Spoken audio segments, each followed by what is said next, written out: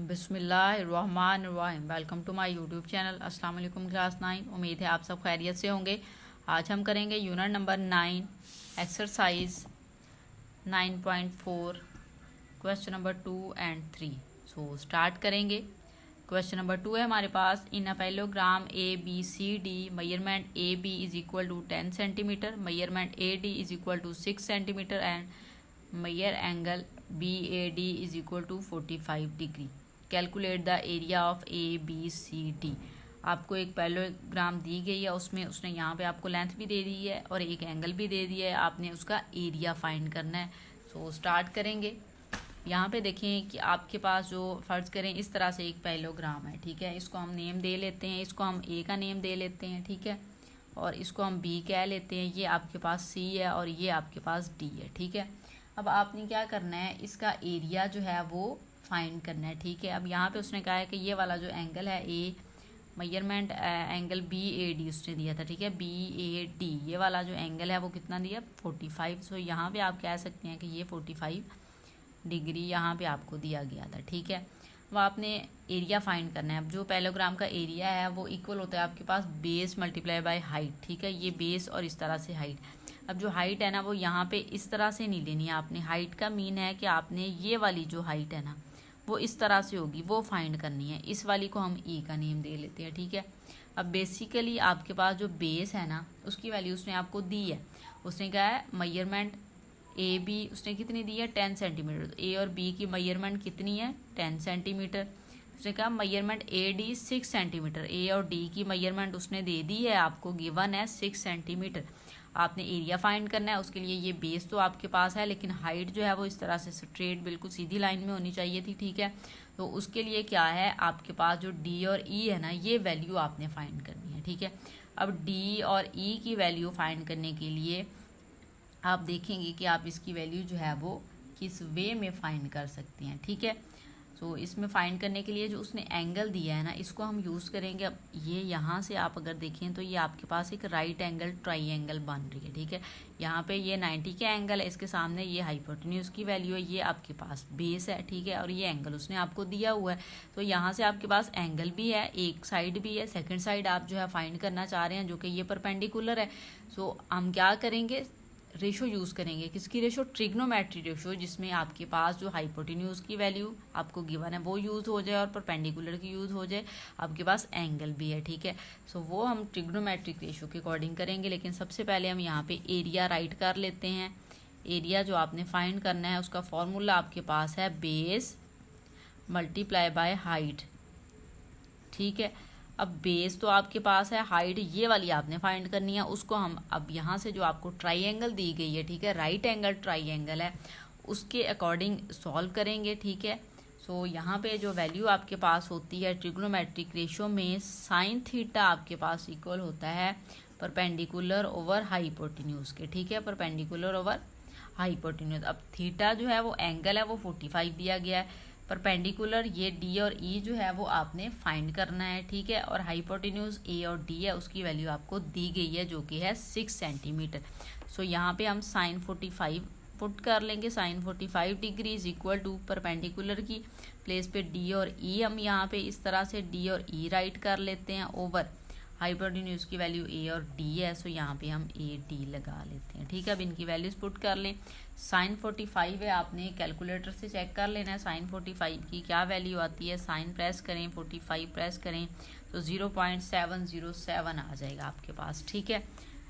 0.707 is equal to D E आपने find करना है, वो एज इट इज़ आ जाएगा। और ए डी की वैल्यू है आपके पास 6, तो यहाँ पे आप 6 लगा लेंगे, ठीक है। अब यहाँ से डी ई की वैल्यू चाहिए, 6 को मूव करेंगे, इक्वल के इस साइड पे आके मल्टीप्लाई हो जाएगा। 0.707 के साथ ये वैल्यू मल्टीप्लाई हो जाएगी, is equal to D E आ जाएगा, ठीक है।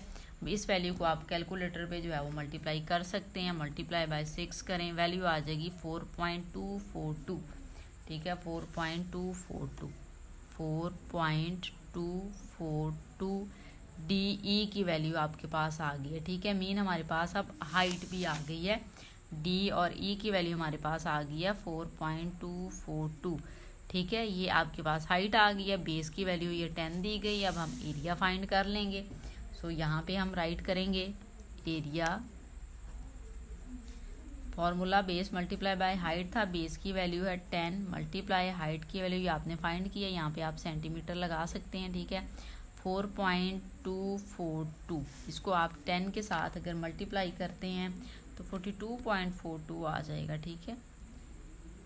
मल्टीप्लाई बाय 10, तो वैल्यू आ गई 42.42। सो यहाँ पे आप राइट कर देंगे 42.42, ठीक है। ये सेंटीमीटर, ये भी तो सेंटीमीटर स्क्वायर हो जाएगा एरिया, ठीक है।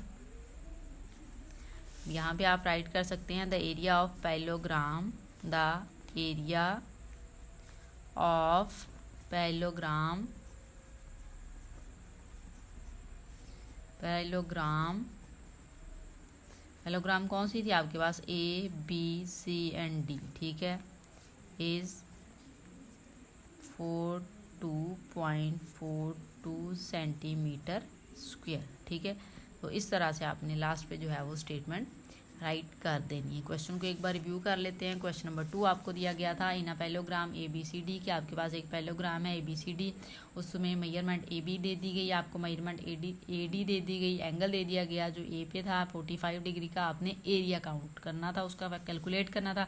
इस तरह से आपने ये डायग्राम बना लेनी है अपनी आसानी के लिए। तो इसको आपने नेम ए बी सी और डी का दे दिया, ठीक है। यहाँ पे इसकी लेंथ उसने 10 सेंटीमीटर दे दी थी और ए और डी की लेंथ उसने 6 सेंटीमीटर दे दी। एंगल उसने आपको ए पे बी ए डी पे एंगल दे दिया था उसने 45 डिग्री। अब बात ये थी कि आपने एरिया फाइंड करना था। एरिया का फार्मूला होता है बेस मल्टीप्लाई बाय हाइट। अब यहाँ से ये बेस तो काउंट हो सकती है, लेकिन हाइट जो थी वो बिल्कुल इस तरह से सीधी होनी चाहिए थी। तो यहाँ से अगर आप एक परपेंडिकुलर लेते हैं इस तरह से, जो ई पॉइंट पे कट करेगा ए बी लाइन को, तो फिर आप क्या करेंगे, आपने डी और ई फाइंड करके फिर हाइट बेस के साथ उसको मल्टीप्लाई करना है, ठीक है। ये हाइट हमने फाइंड करनी थी। हमने यहाँ पे जब देखा तो ये डायग्राम में आपके पास एक राइट एंगल ट्राइंगल बन रही थी, उसके लिए आपने ट्रिग्नोमेट्रिक रेशियो को यूज़ किया, क्योंकि आपके पास ये वाली जो हाइपोटेन्यूज की वैल्यू थी, ये जो ट्राइंगल आपके पास बन रही है ई ए डी या डी ए ई आप कह सकते हैं, इस ट्राइंगल में ये हाइपोटेन्यूज की वैल्यू है, ये डी ई आपके पास परपेंडिकुलर है, ए ई आपके पास बेस है। तो यहाँ पे आपके पास जो था वो एंगल भी था, एक ये वाली साइड भी थी, ये वाली साइड आपने फाइंड करनी थी। तो हमने ट्रिग्नोमेट्रिक रेशियो साइन को यूज़ किया, क्योंकि साइन इक्वल होता है परपेंडिकुलर ओवर हाइपोटेन्यूज के।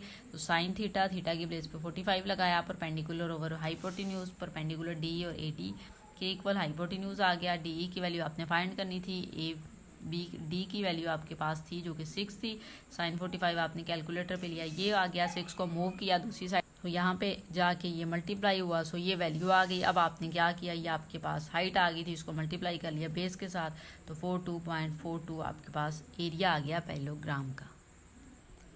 क्वेश्चन नंबर 3 देखें। क्वेश्चन नंबर 3 हमें दिया गया है in a parallelogram A B C D, आपके पास एक पैरेललोग्राम है A B C D, if measurement angle D A B, उसमें डी ए बी एंगल जो है वो 70 डिग्री है, find the measures of all other angle in the parallelogram. आपको जस्ट एक एंगल दे दिया गया, रिमेनिंग जो एंगल होंगे वो यहाँ पे होंगे 3, वो आपने फाइंड करने हैं, ठीक है।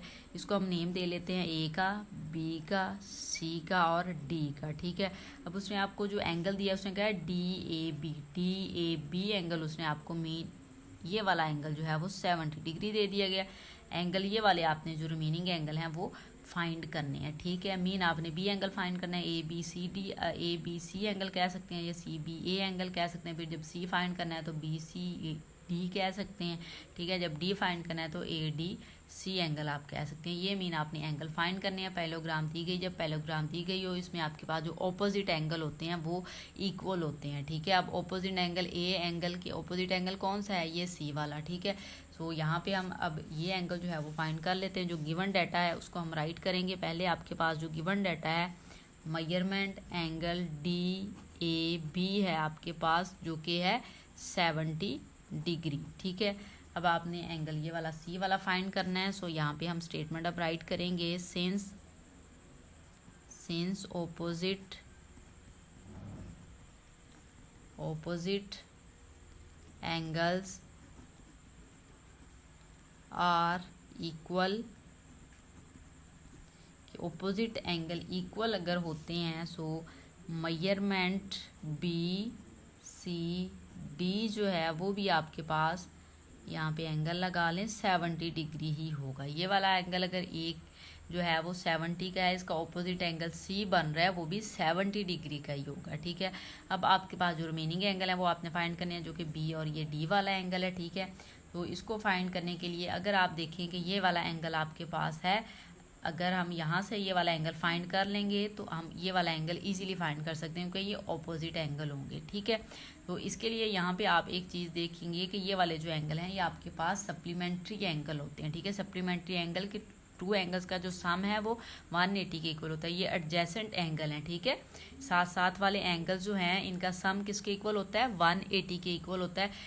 एंगल ए है हमारे पास और इक्वल किसके होगा, डी के साथ सम लेके 180 के, तो ए की वैल्यू लिखेंगे प्लस यहाँ पे डी लगा लेंगे और इक्वल 180 लगा लेंगे, तो हमारे पास एंगल डी की वैल्यू आ सकती है। ठीक है, सो यहाँ पे हम राइट कर सकते हैं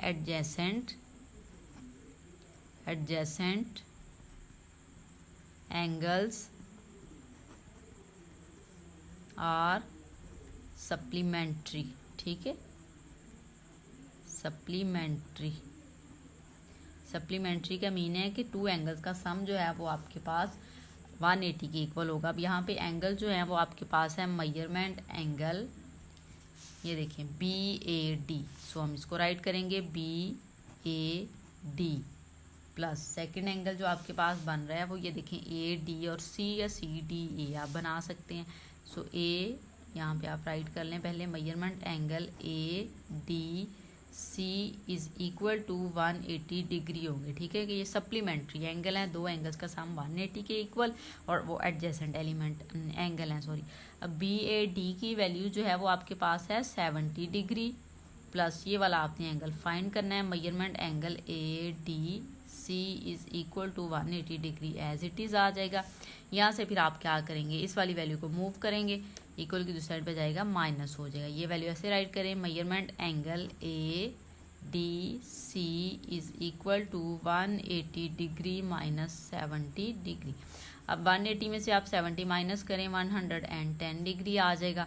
सो मेजरमेंट एंगल ADC आपके पास आ गया है 110, मीन हमारे पास इसकी वैल्यू जो आपने फाइंड कर लिया वो आ गई है 110, ये आपके पास 70 डिग्री। अब आपने ये वाला एंगल जो है वो फाइंड करना है। ठीक है, अब ये वाला एंगल जो है वो आपके पास कौन सा है, AB और C एंगल आपने फाइंड करना है। उसका क्या होगा आपके पास, वो भी यही बात है कि जब आपके पास एक एंगल आ गया है D वाला तो ये उसके ऑपोजिट है। सो यहाँ पे आप राइट कर देंगे opposite angle, measurement angle B and या आप यहाँ पे राइट कर देंगे and measurement angle D are opposite. ठीक है, आर ऑपोजिट एंगल्स। ठीक है, कि ये क्या है आपके पास ऑपोजिट एंगल है, जब ऑपोजिट एंगल है तो ये एक दूसरे के इक्वल होंगे। सो यहाँ पे आप राइट कर देंगे